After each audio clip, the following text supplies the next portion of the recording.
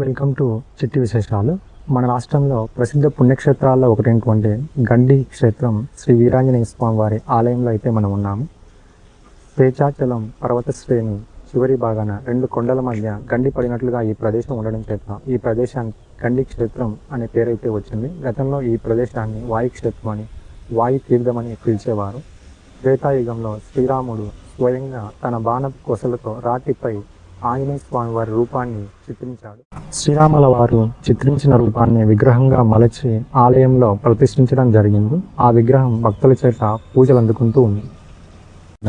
ఇటువంటి మరిన్ని విశేషాలని, ఈ స్థల పురాణాన్ని ఈ వీడియోలో మనం తెలుసుకుందాం. గండి క్షేత్రం కడప జిల్లా చక్రాయపేట మండలంలో ఉంది. కడప నుంచి 55 కిలోమీటర్ల దూరం. రెండు కొండల మధ్య గండి పడినట్లుగా ఈ ప్రదేశం ఉండటాన్ని మీరు గమనించవచ్చు.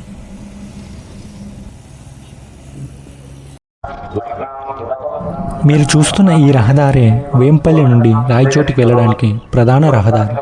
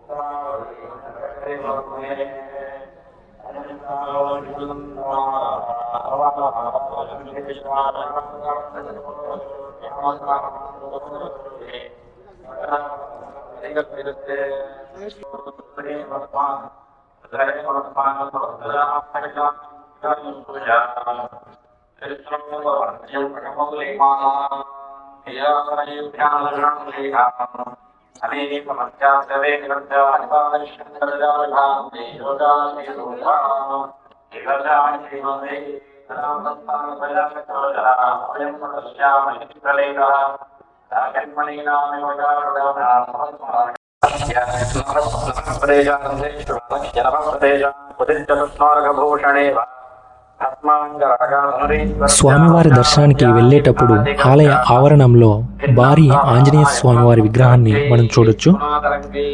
స్వామివారు పంచముఖాలతో 10 చేతులతో ఆంజనేయ, వారాహ, నరసింహ, ఆయా గ్రీవ, గరుడ రూపాలలో మనకి దర్శనమిస్తూ ఉన్నారు. స్వామివారి చిన్న విగ్రహం మీద ఒక వానరం కూర్చొని పూలమాలతో ఆడుకుంటూ ఉంది.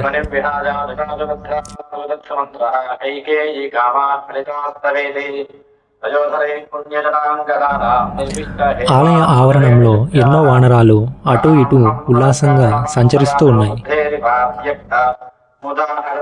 అగ్నితో కూడిన 3వ కంటితో చేతిలో త్రిశూలాన్ని ధరించి రౌద్రంగా ఉండడం చేత ఇక్కడ ఆంజనేయుడిని వీరాంజనేయునిగా పిలుస్తారు.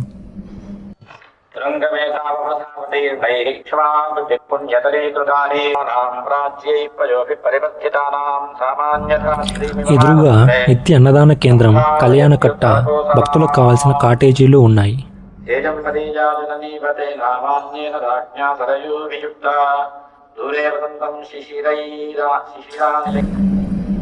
గండి క్షేత్రాన్ని భక్తులు సంవత్సరం పొడవునా దర్శిస్తూ ఉంటారు. శ్రావణ శనివారాలలో విశేష సంఖ్యలో యాత్రికులు, భక్తులు గండి వీరాంజనేయుని క్షేత్రానికి వస్తూ ఉంటారు. శ్రావణ మాసంలో ఇక్కడ బ్రహ్మోత్సవాలు జరుగుతాయి. పాంచారాత్ర ఆగమన శాస్త్రం ప్రకారం పూజలు జరుగుతాయి. ఉదయం 5 గంటలకి సుప్రభాత సేవ, పంచామృతాభిషేకాలు, అలంకరణతో మొదలై త్రికాల నైవేద్యాలతో పూజలు జరుగుతాయి. రాత్రి 8 గంటలకు ఏకాంత సేవ జరుగుతుంది. శ్రావణ మాసంలో చివరి శనివారం పెద్ద ఎత్తున గ్రామోత్సవం జరుగుతుంది.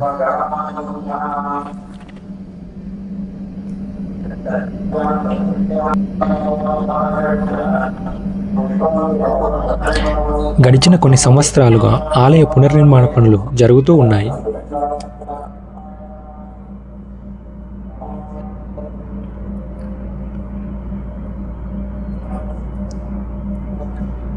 పునర్నిర్మాణ పనులు చివరి దశకు చేరుకొని నూతన ఆలయం ఈ విధంగా ఉంది.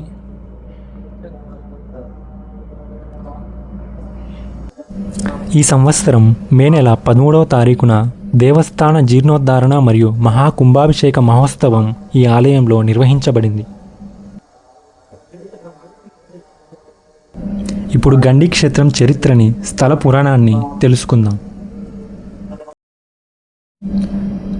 శ్రీరాముడు అయోధ్య రాజ్యాన్ని వీడి అరణ్యవాసం చేస్తున్న సమయంలో సీతమ్మ వారిని రావణాసురుడు అపహరిస్తాడు. శ్రీరాముడు సీతమ్మ వారి జాడ కోసం అన్వేషిస్తూ దండకారణ్యం నుండి గండీ క్షేత్రం మీదుగా రావడం జరిగింది. అప్పటికే వాయుక్షేత్రంగా ప్రసిద్ధిగాంచిన గండీ క్షేత్రంలో వాయుదేవుడు తపస్సు చేసుకుంటూ ఉండేవారు. వాయుదేవుడు రామ లక్ష్మణుల రాకను గమనించి వారికి ఆహ్వానం పలికి తన ఆతిథ్యాన్ని స్వీకరించమని వేడుకొనగా రావణాసుర వధ అనంతరం సీతా సమేతంగా తిరిగి వచ్చేటప్పుడు విడిది చేస్తానని శ్రీరాముడు వారికి వాగ్దానం చేశాడు. రావణాసురుని వధ అనంతరం శ్రీరాముడు తిరిగి వస్తున్న సందర్భంలో ఆంజనేయుని తండ్రి వాయుదేవుడు గండీ క్షేత్రంలో శ్రీరామునికి ఆహ్వానం పలుకుతున్నట్లుగా 2 కొండలని వేరు చేసి బంగారు తోరణం నిర్మించి శ్రీరామునికి స్వాగతం పలికాడు. శ్రీరాముడు వాయు తీర్థంలో విడిది చేసి ఆతిథ్యం స్వీకరించి ఆనందం పొంది తన సీత తనకు దక్కడంలో ప్రధాన పాత్ర పోషించిన ఆంజనేయునిపై ప్రేమ పొంగి తన బాణపు కొసతో కొండశిల మీద వీరాంజనేయుని రూపాన్ని చిత్రించాడు. ఆ చిత్రం చివరి దశలో ఉన్నప్పుడు లక్ష్మణుల వారు వచ్చి కాలాహరణం సంగతి అంటే అమృత గడియలు ముగిసే లోపు అయోధ్యకు చేరుకోవాలని గుర్తు చేయగా ఆ తొందరలో శ్రీరాముడు ఆంజనేయుని చిత్రం ఎడమ చేతి చిటికెన వేలు విడదీయకుండా వెళ్ళిపోయారు. ఆ చిత్ర రూపమే నేడు విగ్రహంగా మారి భక్తుల చేత పూజలు అందుకుంటూ ఉంది. ఆ తరువాతి కాలంలో వసంతాచార్యులు అనే భక్తుడు స్వామివారికి చిన్న గుడి నిర్మించి ఆ రేఖాచిత్రానికి పూజలు చేయడం ప్రారంభించాడు. అసంపూర్తిగా ఉన్న స్వామివారి విగ్రహాన్ని పూర్తి చేయాలని ఒక శిల్పిని పిలిపించారు. వ్యాసరాయలనే శిల్పాచార్యుడు ఆ రేఖాచిత్రమును విగ్రహంగా మార్చాలని ఉలితో చెక్కుతుండగా స్వామివారి ఎడమ చేతి చిటికెన వేలు విడదీసే సందర్భంలో రక్తం దారులుగా స్రవించింది. అది గమనించి అంతటితో తన ప్రయత్నాన్ని విరమించి పునఃప్రతిష్ఠ చేయడం జరిగింది. 1826-1827 సంవత్సర మధ్య కాలంలో థామస్ మన్రో గారు దత్తమండలాలకు కలెక్టర్గా ఉన్నప్పుడు ఆయన ఈ క్షేత్రాన్ని సందర్శించిన సందర్భంలో ఆయనకి బంగారు శిలాతోరణం కనిపించింది. మహాపురుషులకి పుణ్యాత్ములకి అవసాన దశలో ఈ విధంగా కనిపిస్తుందని అంటూ ఉంటారు. ఈ బంగారు తోరణం త్రేతాయుగంలో వాయుదేవుడు నిర్మించాడని ప్రతీతి. బంగారు తోరణం దర్శించిన వారు 6 నెలల్లో మరణిస్తారని అంటూ ఉంటారు. థామస్ మన్రో గారు కూడా దర్శించిన 6 నెలల్లో ప్లేగు వ్యాధి సోకి మరణించారు. ఈ విషయం కడప జిల్లా గెజిటర్లో కూడా ఉంది.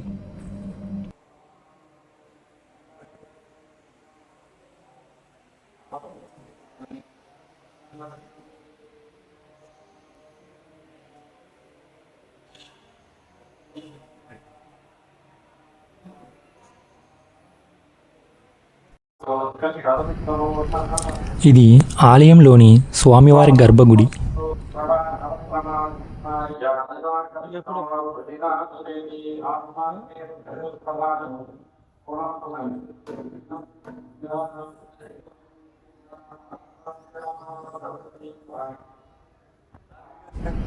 ఇక్కడి స్వామివారి మూల విరాట్టును రజిత కవచలాంకృతుడు అంటారు.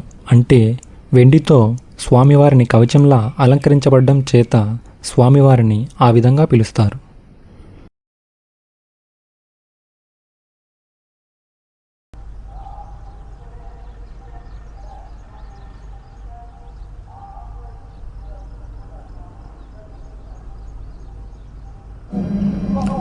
ఆలయం ప్రక్కనే ఉన్నటువంటి పాపాగ్ని నదిలో మనం ఇప్పుడు ఉన్నాం.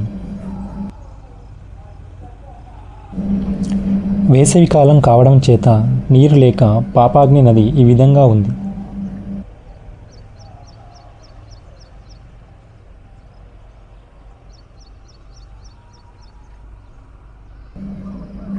నదికి అవతలి వైపు కొండరాళ్లపై గోవింద నామాలు ఉన్నాయి, మీరు గమనించవచ్చు.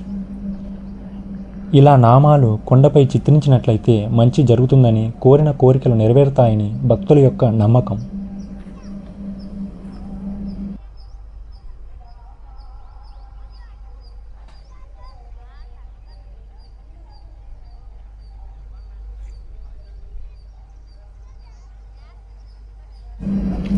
పాపాగ్ని నదిలో స్నానం చేస్తే పాపాలు నశిస్తాయని భక్తుల యొక్క నమ్మకం.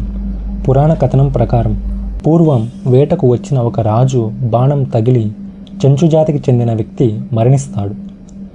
చేసిన తప్పుకు కర్మ ఫలితంగా రాజు కుష్ఠవ్యాధి గ్రస్తుడవుతాడు. రాజు కుష్ఠవ్యాధి నుంచి విముక్తి కోసం ఎన్నో పూజలు యాగాలు చేస్తాడు, ఎన్నో పుణ్యక్షేత్రాలు సందర్శిస్తాడు. అయినా వ్యాధి నుండి విముక్తి లభించదు. చివరికి ఈ ప్రాంతం గురించి తెలుసుకొని స్వామివారిని దర్శించుకొని పాపాగ్ని నదిలో స్నానం చేయగా రాజుకు కుష్ఠవ్యాధి నుండి విముక్తి లభిస్తుంది.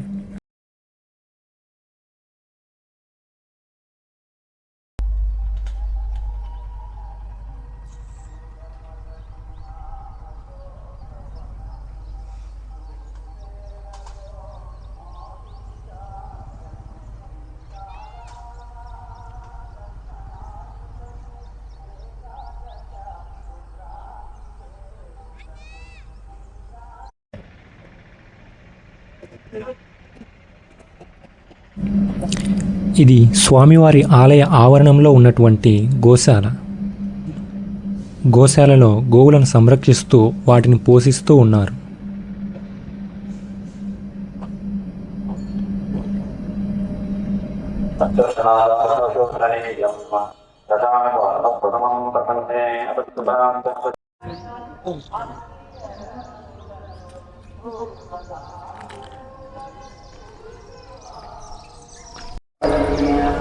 చూశారు కదా ఫ్రెండ్స్, గండి క్షేత్ర విశేషాలను.